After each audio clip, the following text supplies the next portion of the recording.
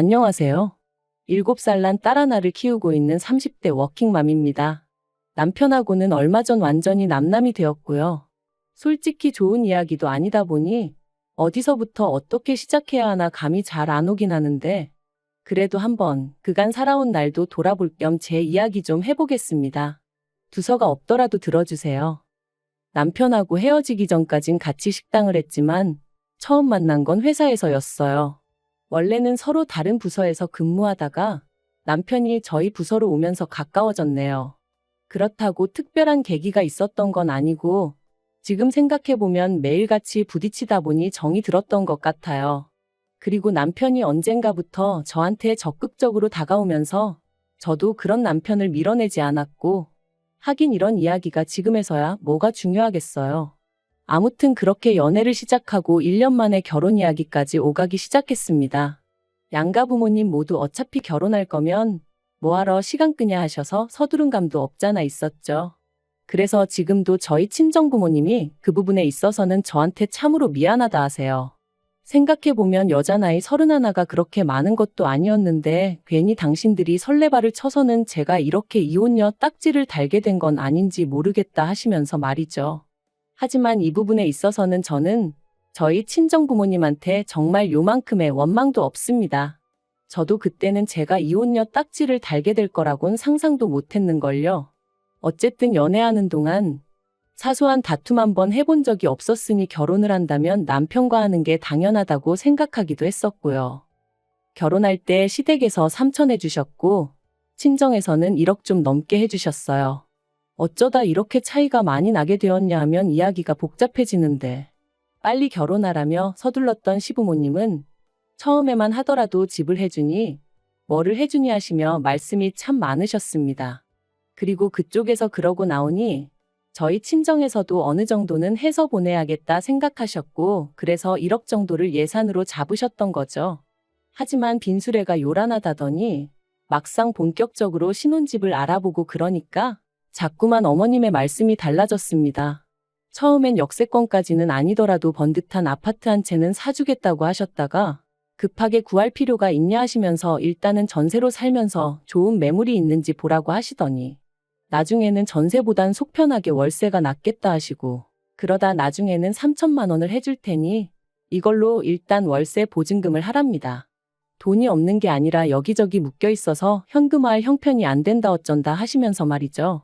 그리고 물론 시부모님 재산인 만큼 제가 이러쿵저러쿵 할 것은 못 되었지만 그래도 기대와 실망이 반복되니 나중엔 그냥 시부모님 입에서 집 얘기가 나오는 그 자체가 짜증이 나더라고요. 뿐만 아니라 그럴 때마다 이번엔 어떻게 친정부모님께 상황을 알려야 하나 싶은 게 그래서 아닌 게 아니라 파혼 이야기가 나오기까지 했었습니다. 그런데 그때 저희 남편이 저희 친정부모님을 찾아와 무릎 꿇고 아주 맹세를 하더라고요. 자기도 이번에 자기 부모님이 이런 분들인지 처음 알았다 하면서 앞으로 사는 동안엔 절대로 이런 일은 없을 거다. 자기를 믿고 저를 보내달라. 남부럽지 않게 살게 해줄 거다. 그리고 저희 친정아버지 말씀이 그 당시에는 그래도 저희 남편 눈에서 불타오르는 열정과 진심 뭐 그런 걸 보셨답니다. 물론 지금은 당신이 뭐에 홀렸던 것 같다 하시지만요. 그래도 결국 우여곡절 끝에 저희는 결혼을 하게 되었고 그렇게 시댁에서는 삼천 친정에서 1억을 지원받았습니다. 그래도 저희 시부모님 특히나 어머님 어찌나 의기양양하시던지 계속 하시는 말씀이 없어서 안 해주는 게 아니라 상황이 안 따라주는 거라면서 말이죠. 그런데 그때는 저도 뭐 기대랄 게 아예 없었기에 네 하고 그냥 한 귀로 듣고 한 귀로 흘렸어요. 그냥 저는 저대로 남들 하는 만큼 며느리돌이만 하자고 마음을 먹었고요. 그러다 제가 결혼한 지 3년 만에 어머님한테 아주 질려버리게 된 일이 있었으니 그건 바로 저희 친정아버지가 저에게 출산 선물로 차를 사주셨을 때였습니다. 친정아버지께서 애가 태어나면 어쨌든 집에 큰 차 한 대는 있어야 한다 하시면서 차를 한 대 사주겠다 하셨거든요. 그리고 저는 처음엔 정말 극구사양했습니다. 이미 저나 남편이나 각자 끌고 다니던 차가 있기도 했고 차를 사더라도 저희 능력으로 사야지 친정 부모님한테 손을 벌릴 수는 없다고 생각했죠.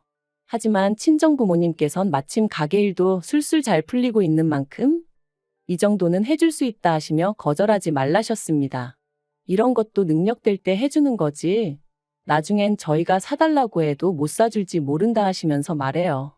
그래서 결국 저는 못 이긴 척 감사한 마음으로 받겠다 했는데 옆에 있던 남편이 어찌나 좋아하던지. 그리고는 말하기를 제가 아이 낳고 육아휴직에 들어가면 사실 운전할 일이 많이 없을 거 아니냐면서 그러면 자기가 종종 끌어도 되겠냐고 묻더라고요. 그래서 그럼 당신 차는 어쩌고 했더니 내 차는 처제주면 되잖아 그러는데 나름대로 그것도 방법이겠다 싶었어요. 그래서 좋은 게 좋은 거다 싶어. 남편도 그렇고 저도 그렇고 저희 친정 부모님도 그렇고 새 차의 주인이 누구냐에 대해선 크게 개의치 않기로 했죠. 그런데 정작 어머님께선 남편 차를 어떻게 처리할지를 두고 어떻게 당신과 상의 한마디 하는 사람이 없냐며 크게 화를 내셨습니다. 그리고는 덧붙이시기를 그 차를 사던 당시 어머님이 현찰 600만 원을 보태주셨었다면서 그러니 그 차의 소유권이 어머님한테도 있는 거라며 제 여동생을 줄 거면 그 600만 원을 토해내라는 거예요. 얼마나 어이가 없던지. 그래서 남편한테 어머님이 그렇게 말씀하시니 당신은 그냥 계속해서 당신 차 끌고 다니라 했습니다. 친정아버지가 사주시는 새 차는 그냥 내가 끌고 내가 타던 차를 여동생에게 주는 게 맞는 것 같다면서 말이죠. 그랬더니 남편이 그냥 어머님한테 600만 원 드리고 원래 하기로 한 대로 하면 안 되냐대요. 그래서 그건 내가 납득이 안 돼서 싫다 했습니다. 당신 총각 때 보태주신 돈을 그것도 빌려주신 것도 아니고 그냥 주신 거라면서 이제 와서 왜 그러시는 건지 이해가 안 된다고. 그러니 못 드리고 드리기 싫다 했죠. 그랬더니 남편이 그러지 말고 용돈 드린다 생각하면 안 되겠냐는데 거기서 짜증이 팍 나더라고요. 솔직히 이렇게까지 비교는 안 하려고 했지만 남들은 며느리가 임신했다고 용돈 주고 애 낳을 때 되면 산후조리 비용도 대주고 그런다던데 저희 시부모님은 그런 거 제 앞에서 입도 뻥끗 안 하셨어요. 그래도 뭐 사람마다 사정이 다른 거니까 그러려니 했지 서운한 기색 단 한 번도 내비친 적이 없었거든요. 그런데 이제 뭐 돈까지 내놓으라 하니 제가 기분이 어땠겠어요? 그래서 남편더러 그런 뻔뻔한 소리는 좀 하지 말라고 했습니다. 임신 내내 좋은 것만 보고 좋은 것만 들으려고 노력했는데 막판에 어머님이나 당신 때문에 스트레스 받기 싫으니까 조심 좀 하라면서 말이죠. 그랬더니 남편도 더는 말은 안 했지만 생각할수록 어머님 심보가 어찌나 얄밉고 괘씸하던지 정말 그나마 그래도 남편을 세상에 있게 해주신 분이니 잘해드려야지 했던 마음이 아주 산산조각이 나는 기분이었네요. 그리고 한편 지금으로부터 3년 전 저는 고민 끝에 퇴사를 했습니다.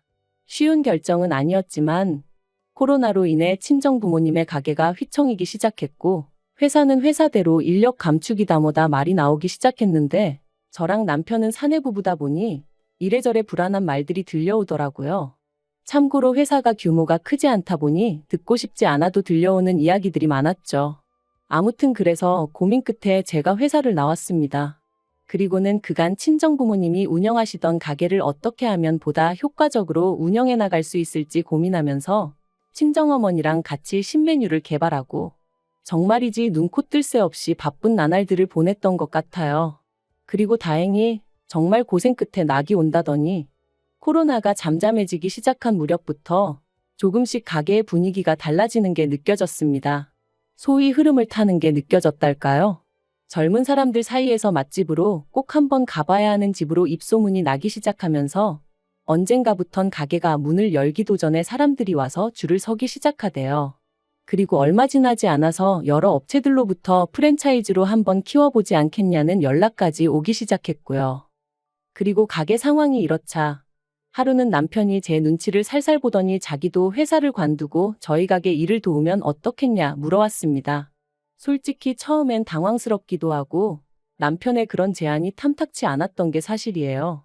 가게가 언제까지 잘 될지 모르겠는 상황에 저는 남편이라도 비교적 안정적으로 직장 생활을 이어나갔으면 했으니까요.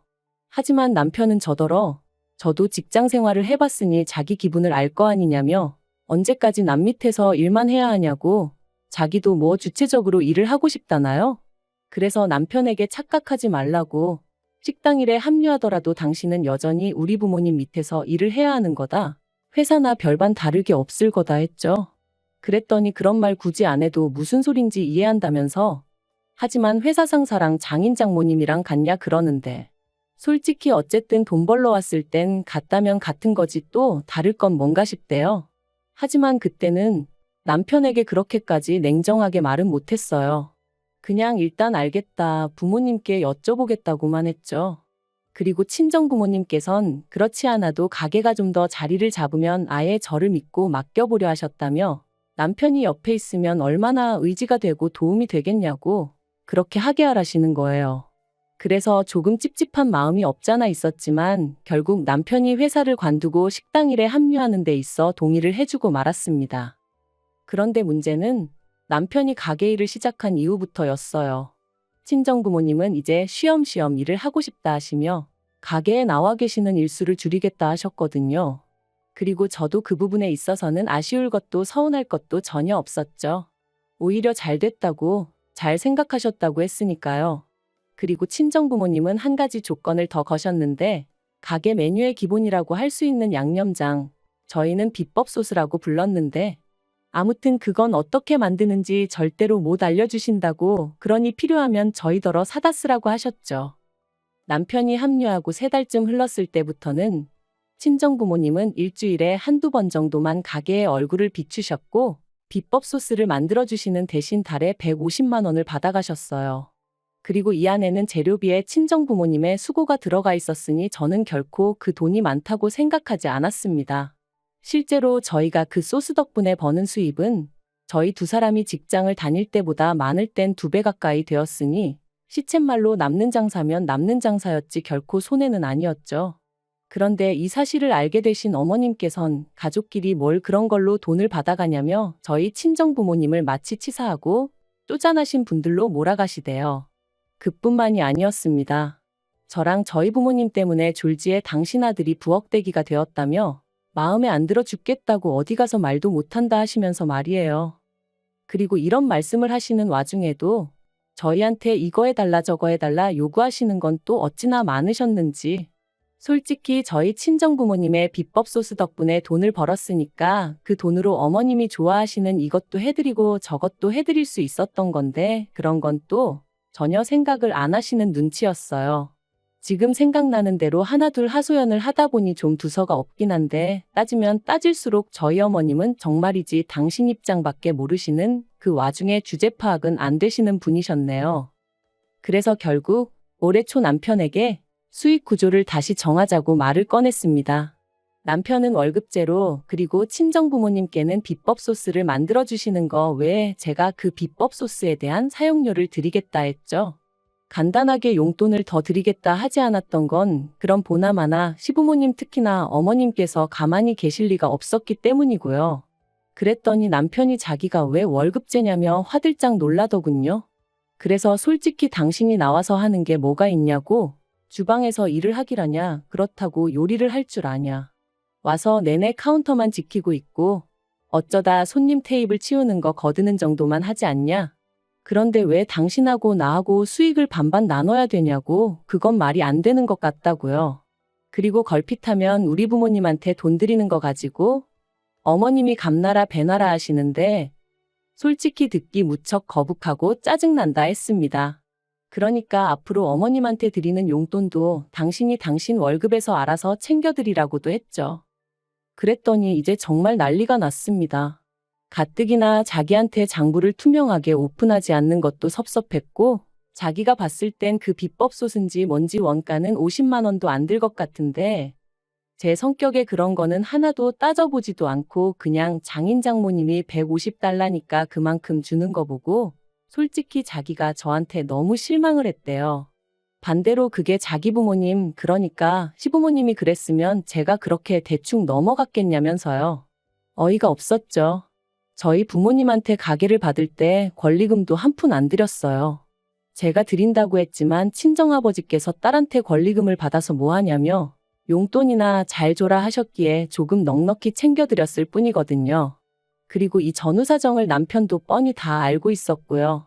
그런데 피는 못 속인다더니 누가 어머님 아들 아니랄까봐 자기한테 불리한 건 싹 다 잊어버리고 모른 척하고 그냥 자기 기억하고 싶은 대로만 기억하면서 상대를 나쁜 사람으로 몰아가니 말이 통하지가 않았죠. 그래서 제가 남편한테 진짜 당신같이 뻔뻔한 사람은 처음이다 내력이냐 했습니다. 그랬더니 남편이 저더러 가게 팔아서 반을 위자료로 달래요. 자기도 이런 대접받으면서는 못 살겠다나요? 하지만 그게 말이 되냐고요. 더 웃긴 건 자기도 어디 가서 뭘 좀 알아보고 왔는지 그렇게 대판 싸우고 며칠 뒤 그냥 협의 이혼하자더군요. 그래서 이혼했어요. 양육비는 안 받는 대신 남편이 못 만나가는 조건으로요. 그런데 어이없게도 이혼한 지 2달도 안 돼서 남편이 아주 깜찍한 짓을 저질렀습니다. 바로 저희 가게에서 신호등 하나만 건너면 되는 곳에 식당을 차렸거든요. 메뉴도 거의 똑같게 해서 말해요. 황당하고 어이없어 찾아가니 남편하고 어머님 둘이서 장사하고 있던데 손님은커녕 개미새끼 한 마리 없는 게 보기 딱해서 하마터면 제가 한 그릇 팔아줄 뻔했네요. 하지만 진짜 어처구니가 없었던 건 그 이후로 얼마나 지났을까?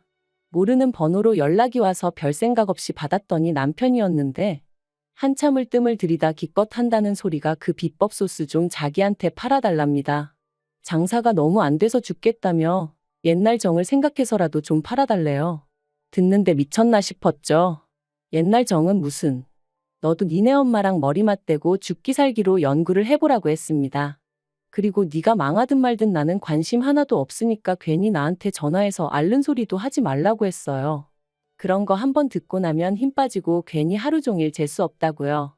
그러니까 저더러 지독한 여편내라길래 칭찬 고맙다 하고 전화 끊어버렸습니다. 그 나이 먹도록 아직도 세상사가 자기 뜻대로 풀리는 게 아니라는 걸 모르는 건지 한심할 뿐이에요.